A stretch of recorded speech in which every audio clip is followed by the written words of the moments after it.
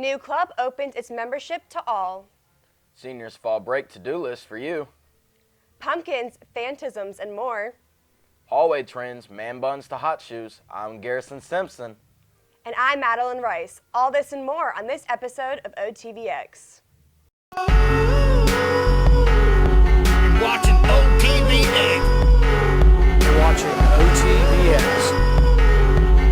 I'm Dalen Hart Jr., and you're watching OTVX. I'm Jay Asher, author of 13 Reasons Why, and you're watching OTVX. You the news and the funny, you're rolled into one. Tell us who your colonels is. OTVX #1. We got what you need. What you need. We got what you need. What.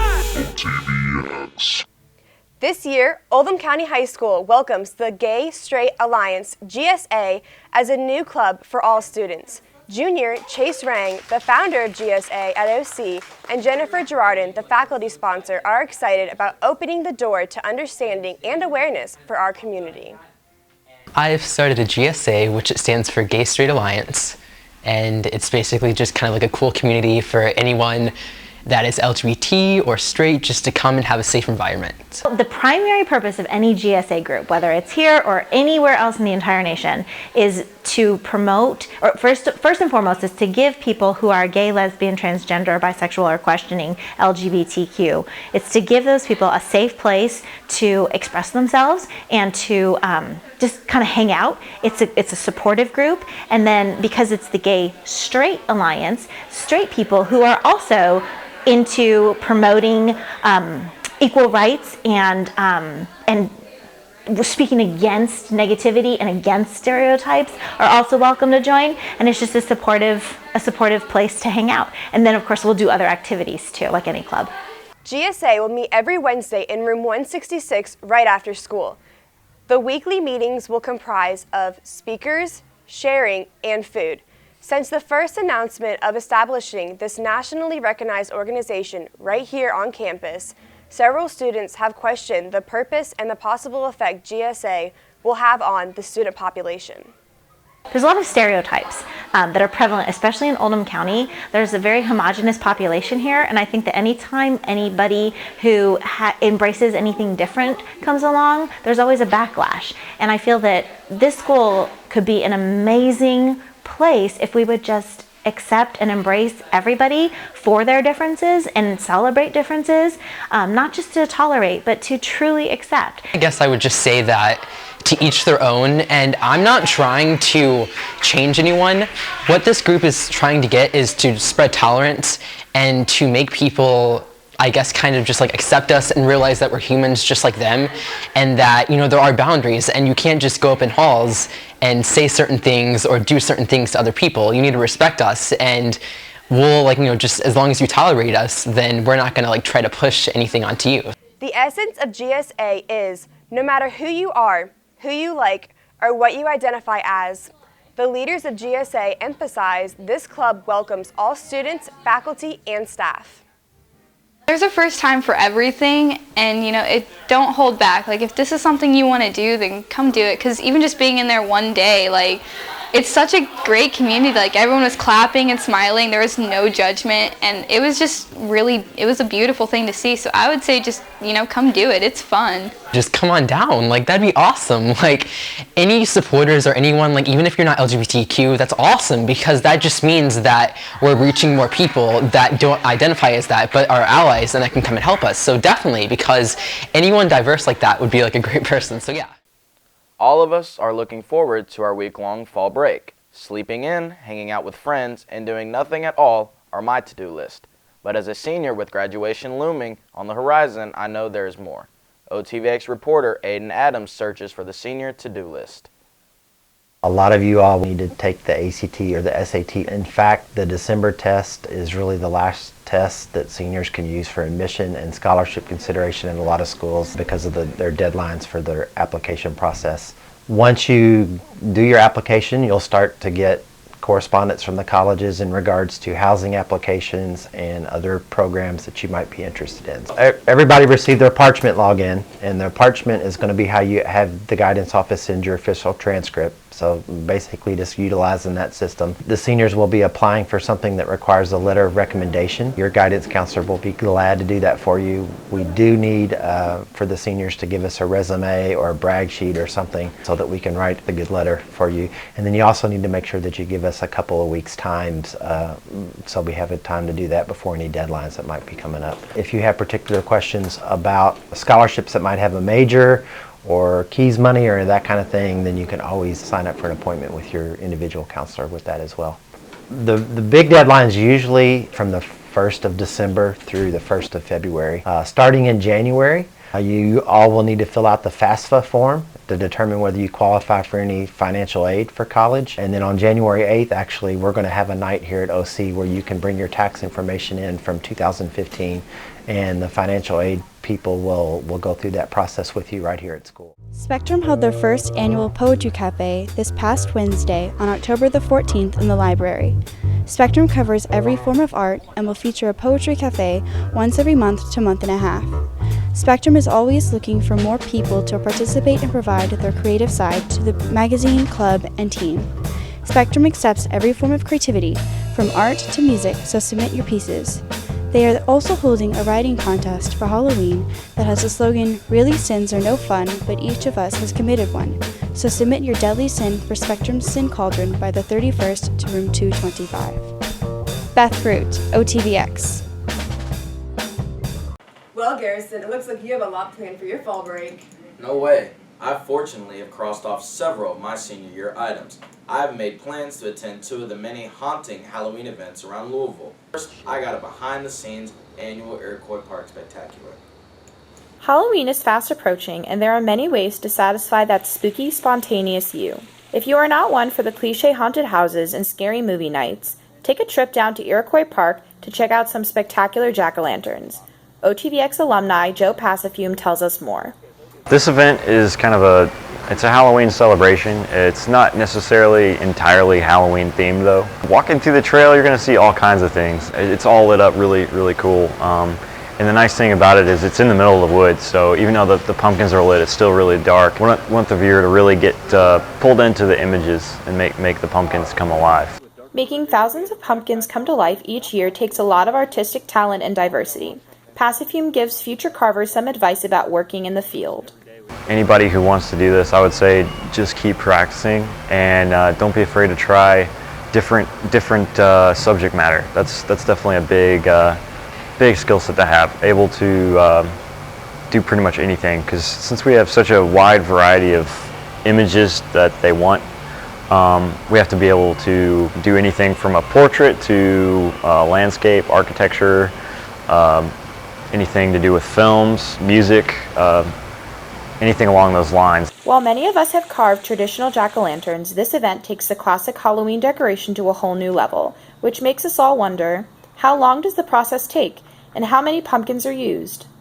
The process, it varies. You can do it a lot of different ways, but essentially, we just draw with Sharpies or any kind of alcohol-based ink on the pumpkin because it tends to last the longest. It sticks to the pumpkin the best.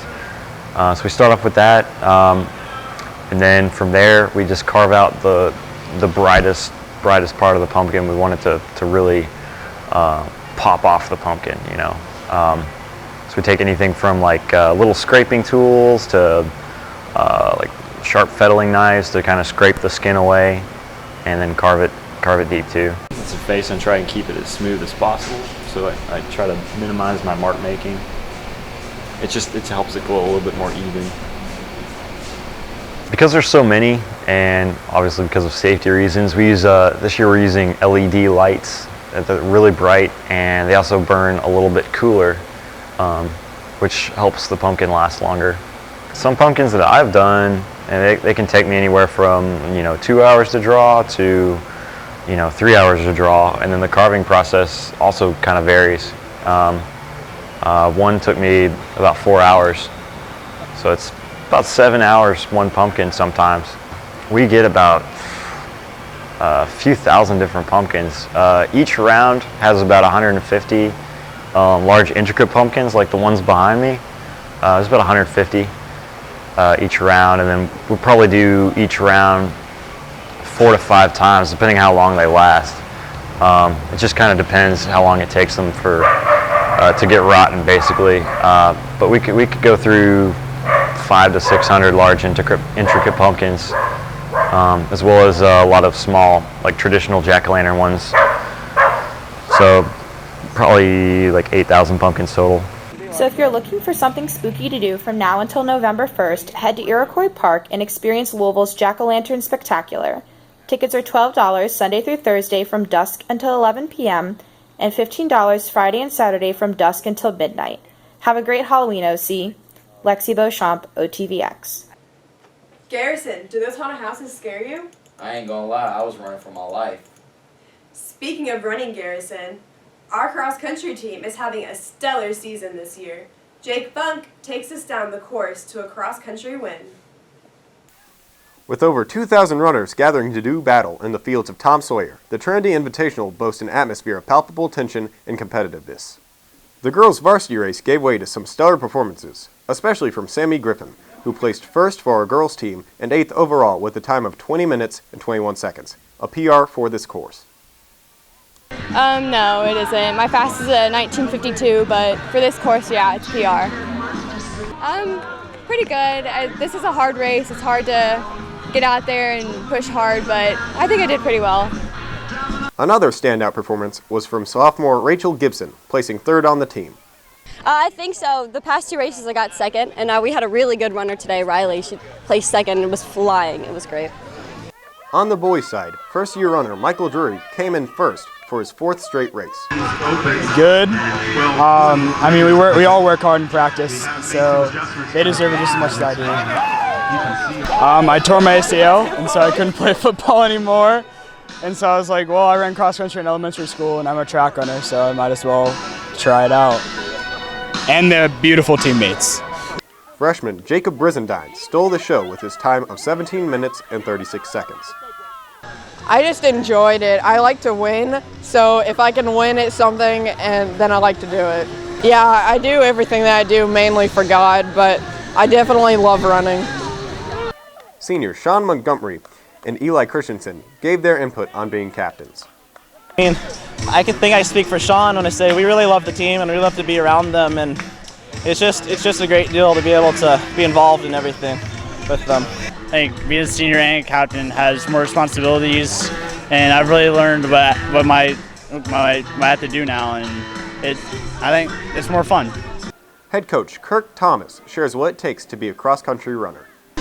To be a runner, you got to be tough, you got to be willing to hurt, you got to be willing to make some sacrifices to get out there on super hot days, and when you don't feel like running, to be ready to run. So very determined, and usually you can see that. Cross country usually has the highest GPA of all the sports because of that work ethic. You know, it carries into their life. Great race from everyone on the team on Saturday. Go OC. Jake Funk, OTVX. Derek, are you going to the game on Friday? No, I have a busy schedule. Well, your fan says otherwise. It's Boulder! USA! OC! Hold on, County! Hold on, County! Yeah. Colonel!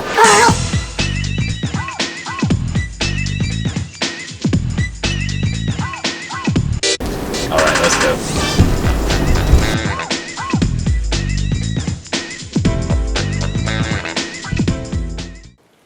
Teenagers live by trends. Many trends are started by teens.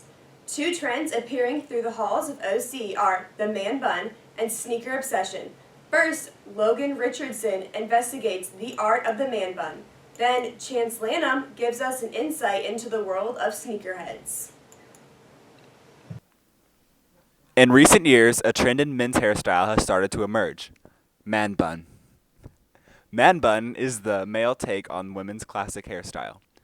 Man buns can be loose or tight, and several men have even started to embrace a double or even triple man bun. We found several men in the halls of OCHS who have started to emerge with the trend.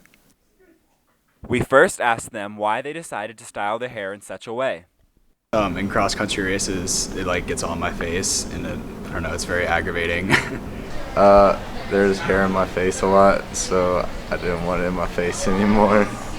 Well, it keeps the hair out of my face whenever I'm having a bad day or working on stuff like that. I'm trendy, some might say. I started wearing it because one of my favorite players did it, Gareth Bale. Next, we asked our men if there was a particular figure or trend that influenced their decision to pull back their hair. Oh yeah, I mean, I'm growing my hair out to do the man bun first, like all the time, but I'm not quite there yet. My older brother has a man bun too, so it runs in the family. Not really. Like, it's just like all those big hot celebrities, they when you see them wearing it and you're like, I could be that. I could get there one day. And so that's kind of the inspiration, I guess, in all of pop culture for things. Not really, it was just pretty much that one guy that started doing it, so I decided to do it. Recent studies have shown that those who wear man buns are more prone to balding over time along the hairline and temples due to the tightness of the hair being pulled back. We asked the men how they felt about this interesting fact. That's scary. I hope it doesn't cause balding. That's okay. When I'm older, I want to be bald with a big beard. So that's a goal of mine, a big gray beard. I did not know that. Sucks for them. I haven't noticed any kind of significant hair loss. Oh, well, I'm not worried about it because I don't have it, so. Our final question to our interviewees was if they had any last remarks about the hairstyle. I'll go loose man bun. Okay. You can put pencils in it occasionally to hold them, and if you fall, it could like offer protection from an evolutionary standpoint. It's smart. They're cool. Do more. It's a long and grueling process. Like, this is a year and it's not even close to being done, so yeah. If you got the hair to grow it, why not? Hello, you're here with Chance Lanham, and I'm here to talk about the culture of collecting shoes and how I got into collecting tennis shoes and sneakers. A sneakerhead is anybody that is into the shoe culture, collecting shoes and reselling shoes.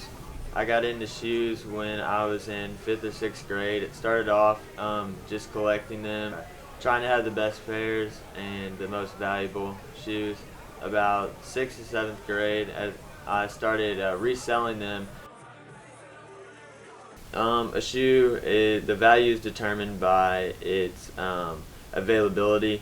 Most shoes that are rare will come out and there's a limited quantity, so only a certain amount of people can get them. So the price increases and it keeps driving up. It's kind of like artwork. Once you pay for it, that price, it just keeps increasing to whatever someone will pay for it. In my collection right now, I have close to around 50 pairs, and my most valuable shoes right now are these, and I got these 3 days ago, and I paid $320 for them, and they're selling on eBay right now for around $600 or $700. True sneakerhead, any shoes that really stand out or you can match up with your outfit or just different from, you always want to be different in the sneaker culture. You don't want to have the same shoes as everybody else. Right now, what's really big in the industry of like collecting shoes is Nikes and brand name shoes like Louis Vuitton shoes, Balenciagas, and a lot of the rare Nikes that come out that are made and paired up with other companies. Like Supreme is a big company in the shoe industry, and when they team up and make a pair with Nike, it causes a huge craze around the country. So people are staying up for 3 or 4 days, camping out in front of stores trying to get these shoes, because some people want them just for the looks and other people want them just for that amount of profit to be made off of doing really nothing. One of the biggest things that got me into the shoe business is learning, to buy and sell and trade shoes. For example, I had a pair of shoes that didn't really mean anything to me, and I found a guy who really wanted them and they meant something to him. So he didn't really like these, and I've been trying to get these for a long time. So he actually traded me for a pair of shoes that I didn't want for ones that actually meant something to me.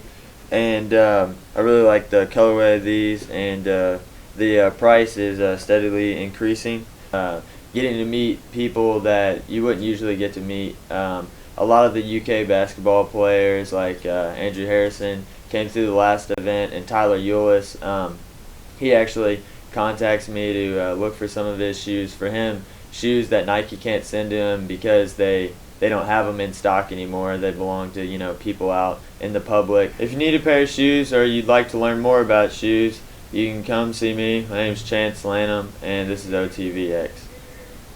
I don't know about you, but I'm definitely adding a new pair of J's to my shopping list this fall break. All right, Garrison, you do that. But on a better note, students can definitely improve their grades by attending Intersession on Monday. Intersession will meet 8:45 to 12:45 for any students needing to improve grade averages. And that wraps up this edition of OTVX. I'm Madeline Rice. And I'm Garrison Simpson. We wish everyone a safe fall break.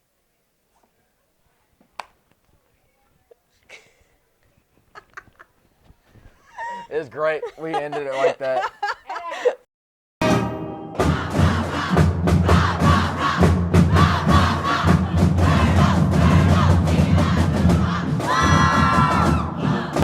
All right. You may begin your show. Confident.